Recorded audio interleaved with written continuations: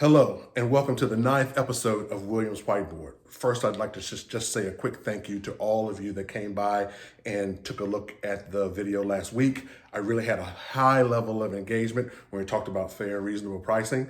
So I really appreciate that. And actually, this week's episode is an extension of that. And this week's episode, I'm going to talk about the risk-reward matrix. The risk-reward matrix. So let's get to it. As we talked about last week, fair and reasonable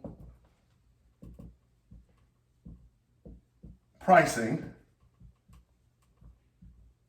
has a lot to do with supply and demand at the time, okay? When supply is up and demand is down, prices go down. Okay, and when demand is up and supply is down, prices go up. Okay, there's a significant set of forces that apply to the fair and reasonableness conversation. I would argue, though, that there is another just as important set of forces that apply to government procurement. And that is risk versus reward, okay? Now I'm going to talk about risk and reward in terms of on a matrix. So risk here, low to high, and reward, high reward to low reward. Now, risk is, in my opinion, a function of the acquisition strategy.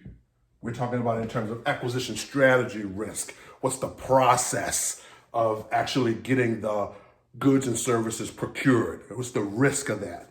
And then the reward is actually the likelihood of performance. And that's either delivery or production. Okay, so this is performance reward. Okay, so in most risk scenario, I'm sure there is a curve that would suggest that the more risk that you take, there is a corresponding reward that's available. Okay, so up here, you take more risk, you have the opportunity to get more reward. Here's what I'd offer for you in terms of government procurement. It's much more a matrix. So there are areas, in my opinion, of risk and reward. Okay? So let's take the curve out and let's talk about these areas. Okay? So this is a high risk, low risk, low reward, high reward. Okay?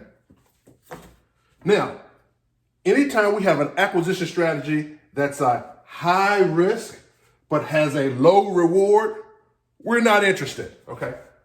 No, thank you. Just 8. I don't care for any. Okay? That's a high risk strategy with a low chance of performance and delivery risk.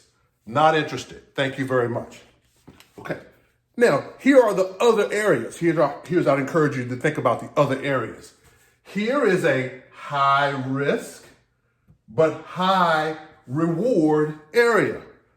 This is not normal contracting, if you will. There are specially designed strategies that we use in this space.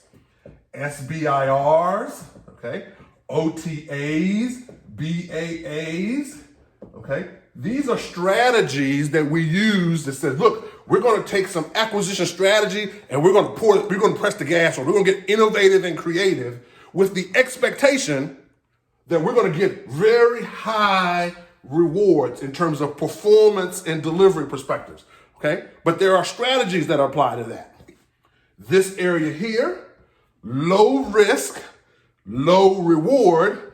There are strategies that are also used here. These are the challenges, okay? When people talk about challenges, spending 25K, 50K, this is where we learn. Okay, this is where we learn. So this area of the matrix is low risk, $25K at a pop.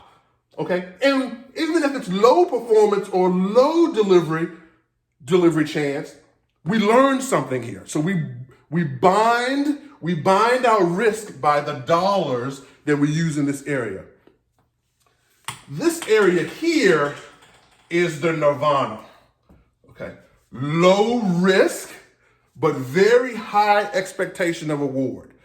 This is why we dive into and pay increased prices for when the supply is low. Okay, we pay increased prices when the supply is low because we have a low risk. We know the acquisition strategy, but we're willing to pay to get high levels of reward. Okay, we will pay in the instance that we were talking about as compared to last week's example, 3 times the amount because our risk is low, but our expectation of reward in terms of performance is high. This is why we don't go out and find new participants in our supply chain or new industry partners when the crap is hitting the fan. Okay, when the chance of no performance could possibly equal death, okay? Or the chance of no delivery could also equal death, okay? These are forces that suggest we are willing to have a low risk acquisition strategy. We want to do the thing we know will likely work, okay? And then determine them to ensure we get a high level of reward in terms of performance, of performance, delivery, and production. Okay, this is the dynamic. Here's the other piece to this.